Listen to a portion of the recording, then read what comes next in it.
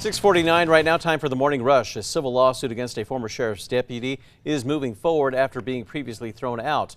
Then Chavez County Sheriff's Deputy David Bradshaw was sentenced to 2 years behind bars after following Mario Rosales to his home and pointing a gun at him in 2018.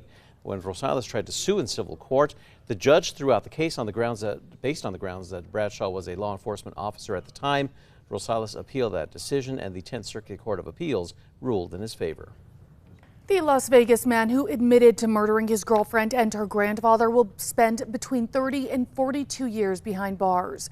In 2020, officers conducted a welfare check on Alejandro Alires, his girlfriend Crystal Cervantes, and her grandfather, and learned Alires was live streaming on Facebook. During that live stream, he killed Cervantes. Her grandfather appeared to already be dead. Alires pleaded guilty to 2 counts of second-degree murder. A New Mexico man is being held in Texas this morning. It's in connection to a murder at an Albuquerque apartment complex. APD says that detectives received a call from a behavioral health hospital in Texas about a patient who said that he may have hurt someone in Albuquerque. Dorian McCuller then told police that he shot Richard Cabell twice after Cabell struck him in the face. That was during an argument at the Copper Ridge Apartments. At last check, he was still being held in Texas. Erica. And here's a look at our hourly forecast through your morning commute. Temperatures are in the low 70s. They'll climb to the 80s by 9 o'clock and 90s by noon. So get out early today. We'll be seeing lots of sunshine and potentially hitting 100 this afternoon.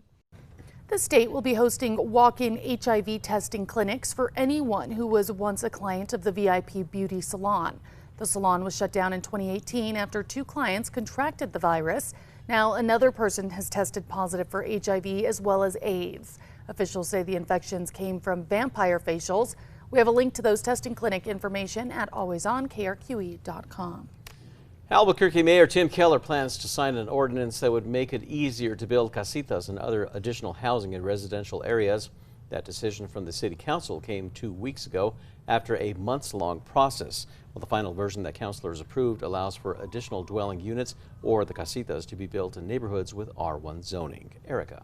And here's a look at our threat index. It is low today, low to medium. We'll see 1 to 2 severe storms possible in eastern New Mexico and some extremely hot temperatures. Meow Wolf in Santa Fe is now working on ways to make the museum more inclusive. That's by training their employees to work with guests who have special needs. All 100 Meow Wolf employees there are now fully trained to work with people with autism or other needs. The museum is also including bags of materials to help visitors with sensory issues. Griff's Hamburgers on Route 66 will be soon shutting down its Albuquerque location. Griff's announced on social media that after more than 60 years, the company is closing its doors on Central near Wyoming. Griff's has other locations in Texas and in Louisiana. The company says it hopes to return to Albuquerque someday. Erica. All right, a check on traffic. Maps are clear, no accidents or slowdowns to report. And here's a live look over the Big Eye. It's really busying up out there. We will let you know if anything happens on the roads. A reporter in Alabama was recently rushing to a scene to cover a breaking news story, but the real story ends up being one she'll never forget. Valerie Bell was covering what she thought was a domestic violence incident and was interviewing who she thought was a responding officer on the scene, only to find her boyfriend down on one knee with the ring. She said yes. Time now for the 5 facts. At number 5 this morning, Griff's Hamburgers on Route 66 will soon be shutting down its Albuquerque location. That's effective today. Griff's announced on social media that after more than 60 years, the company is going to be closing its location. That's on Central near Wyoming. Now, according to the Post, there have been too many incidents at that location, making it, quote, unsafe and undesirable. That's to continue even operating there. Griff's has other locations in Texas and Louisiana. The company says that it hopes to return to Albuquerque someday. And number 4, residents of Santa Fe will soon have the chance to voice their opinion on a proposal that would tax the rich to pay for affordable housing. If approved, it would tax sales of homes that cost $1 million or more, charging 3% on every dollar over $1 million. The bill was introduced last night in a committee hearing.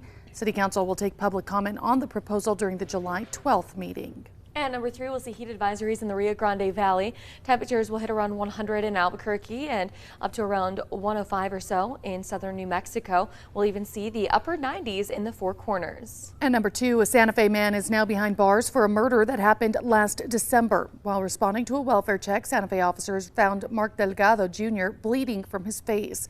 Delgado Jr. attempted to hide who he was, but officers identified him. A warrant for Delgado's arrest was issued back in March. He's accused of shooting a man visiting a Santa Fe late last year. He's being held at the Santa Fe County Detention Center. And at number 1 this morning, a civil lawsuit against a former sheriff's deputy is moving forward after being previously thrown out. Back in 2018, then Chavez County Sheriff's Deputy David Bradshaw was driving his personal vehicle. That's when he followed Mario Rosales to his home and pointed a gun at him. And when Rosales tried to sue the former deputy on the civil side, the judge threw out that case. After an appeal, the 10th Circuit Court ruled in his favor.